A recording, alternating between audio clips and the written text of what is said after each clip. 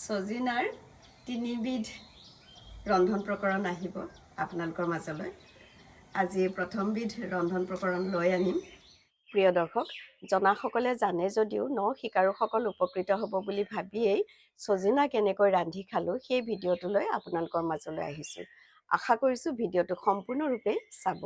বজাৰত এনেকুৱা কোমলীয়া সজিনা পোৱাটো সঁচাকৈয়ে বহুত অসুবিধা হয়। যদি ঘৰত সজিনা গছ থাকে তেতিয়াহ'লে বেলেগ কথা। আচৰিত ধৰণে আমাৰ ঘৰৰ এই ভেটিটোত মই ইমান বছৰে সজিনা ৰুই ভাগৰি গৈছোঁগৈ।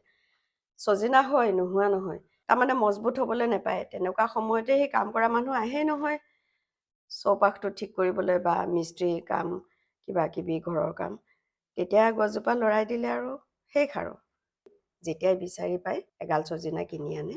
সজিনাৰ এখন তৰকাৰী আজি মই দেখুৱাম।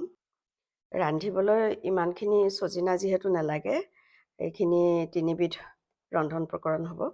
মই আজিৰ সজিনা সাজৰ কাৰণে আদা এটুকুৰা লৈছোঁ, জলকীয়া দুটা লৈছোঁ, এইখিনি খুব জ্বলা জলকীয়া।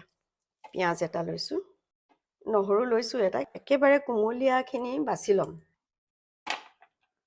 যদিহে আলু পোস্ত বা দাইলত দিয়া সজিনা হয় তেতিয়াহ'লে বুঢ়া সজিনা হ'লেও একো নহয়। কোমলীয়া সজিনা সাধাৰণতে গৃহস্থইও নেবেচে, বেপাৰীয়েও নেবেচে। কাৰণ একেই সজিনা যেতিয়াই বয়স হ'ব, ডাঙৰ হ'ব, তেতিয়া ওজন বাঢ়িব। ওজন বাঢ়িলে পইচা বাঢ়িব। এইখিনি মই লৈ লৈছোঁ, পোৱা মানে হ'ব চাগে। এটা বিলাহী লৈ লওঁ, এইটোৰ বেটুটো নাই। কণ বিলাহী হ'লেও হৈ যায়। মোৰ কণ বিলাহী ফুলিছেহে, বৰ শেহতীয়া। এইটো একেবাৰে শুকান। এইখিনি সজিনা একেবাৰে শুকান। এইখিনি সজিনা কিনি অনা আজি 4 দিন হ'ল, কিন্তু খুব ধুনীয়া হৈ আছে। যদি ধুই থয় তেতিয়াহ'লে শেষ। সজিনা 3 সাঁজ খালোঁ। তাৰপিছতো এয়া চাওক, সজিনাখিনি এনেকৈ ৰখাৰ কাৰণে খুব ধুনীয়া হৈ আছে। এতিয়া মই ফ্ৰিজত থৈ দিম। এই সজিনাখিনি নাই কমেও এসপ্তাহ ভাল হৈ থাকিব। দীঘলে দীঘলে গোটা গোটাকৈ ধুই লৈছোঁ। সদায় শাক পাচলি এনেকৈ প্ৰথমতে দীঘলে দীঘলে গোটা গোটাকৈ ধুই ল'ব লাগিব, তাৰপিছত কাটিব লাগিব। জাতিলাও, ৰঙালাও, কোমোৰা এইবোৰো কটাৰ পিছত ধুব নালাগে। কটাৰ পিছত ধুলে ভিটামিনখিনি গুচি যায়। এতিয়া সজিনাৰ এই মূৰটো প্ৰথমতে কাটি লৈছোঁ। এইটো জোখ চাওক, এইটো জোখে খাই মই ভাল পাওঁ। নিজৰ কথা, যিজনে ৰান্ধে, যিজনে খায়, সেইজনে কেনেকৈ কি চাইজ ভাল পায় সেইমতে কাটি ল'ব। মোৰ জোখটো মই দেখুৱাইছোঁ। এতিয়া এনেকৈ মই গোটেই সজিনাখিনি কাটি লওঁ। একেবাৰে আগটোতো আৰু কাটিব নালাগে, এইবিলাক জনাসকলে জানেই, কিন্তু কিছুমান একেবাৰে শিকাৰু থাকে। সেইকাৰণে মই এইডোখৰ যে পেলাব লাগে এইডোখৰলৈকে কাটি দেখুৱাইছোঁ। ৰান্ধিবলৈ এইখিনিয়ে লৈ লৈছোঁ। এইখিনিয়ে দুবাৰ খাব পাৰিম। এইটো ষ্টিমাৰ, ভাপত দিয়া। তলতে পানী দিছোঁ।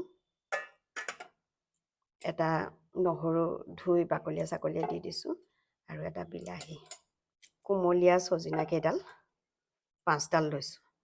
এই 5ডাল সজিনা এতিয়া একেবাৰে কাটি ৰেডিমেড কৰি দিছোঁ। ইচ্ছা কৰিলে নকটাকৈ মেৰিয়াই দিবও পাৰি।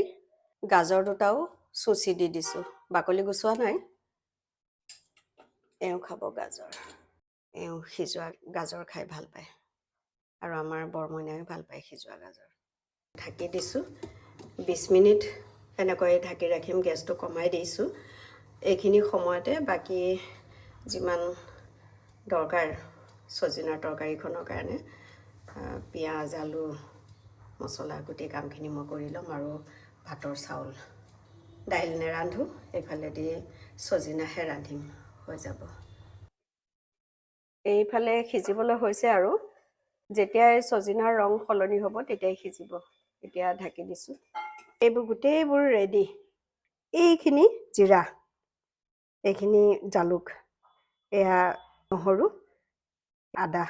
অকণমান পানী দিছোঁ, পানী দিলে বটিবলৈ ভাল হয়। এতিয়া বটি লওঁ। লৰালৰিটো ৰাতিপুৱাই দেখিছে নহয়, গা পা ধুই চোলা পিন্ধিয়ে ল'লোঁ। বাকীখিনি বাথৰুম যোৱাৰ আগতে ৰেডি কৰি এতিয়া কেৰাহীত তুলিম, আৰু এফালে ভাত, এফালে এইখিনি লগে লগে খাম আৰু দৌৰিম। পানী আৰু অকণ লাগিব।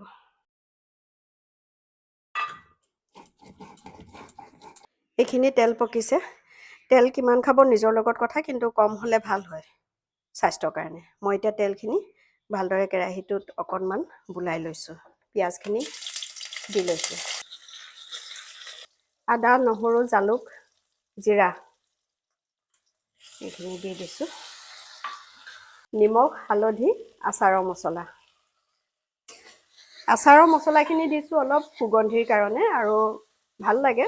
নিজে গুড়ি কৰি ৰখা মছলা। কেঁচা গন্ধ যোৱাৰ লগে লগে মই বিলাহী আৰু জলকীয়া দি দিছোঁ। গেছটো কমাই মাত্ৰ 2 মিনিট ঢাকি ৰাখিম।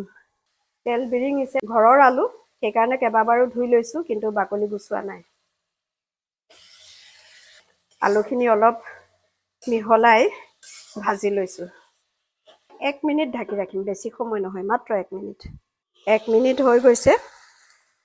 চজিনাখিনি দিম। চজিনাখিনি ভালদৰে আলু, বিলাহী, মছলা, তেল আটাইখিনিৰ লগত মিহলাই এইদৰে ভাজি দিছোঁ। 5 মিনিট ঢাকিম, গেছটো কমাই দিছোঁ। 5 মিনিট হৈ গৈছে। গেছটো অলপ বঢ়াই লৈছোঁ। বটি লোৱা মছলা যিখিনি থাকি গৈছিলে, তাত অলপ পানী লৈছোঁ, ঢালি দিছোঁ। গেছটো মিডিয়াম ফ্লেমত দি মই 3 মিনিটমান ঢাকি ৰাখিম। এইয়া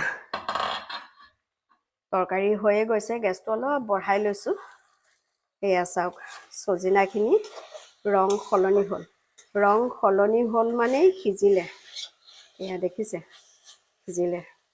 ধোঁৱাবোৰ যে দেখিছে, খুব ধুনীয়া গোন্ধাইছে। পিচি ৰখা বগা আৰু ক'লা সৰিয়হ অকণমান দিছোঁ, বেছি নিদিওঁ। অকণমান পানী দিম।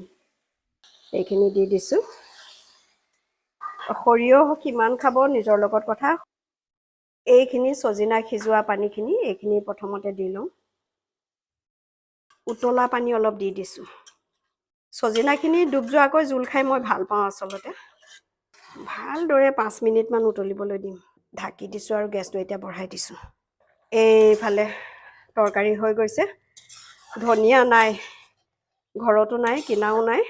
মই এতিয়া গেছটো অফ কৰি দিছোঁ। ইমানখিনিয়ে হৈ যাব।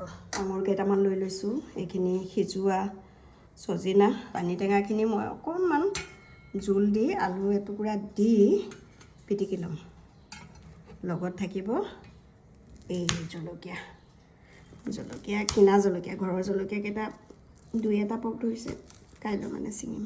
আৰু ৰাতিপুৱা আৰু ইয়াতকৈ নোৱাৰি আৰু তাৰমানে। চজিনাৰ তৰকাৰী, পানী টেঙা পিটিকা, ইমান ধুনীয়া গোন্ধাইছে নহয়, খুব ভাল লাগিছে। এইপিনে ভাপত সিজোৱা চজিনা আৰু এয়া আঙুৰ, ইমান ভাল লাগিছে, বঢ়িয়া।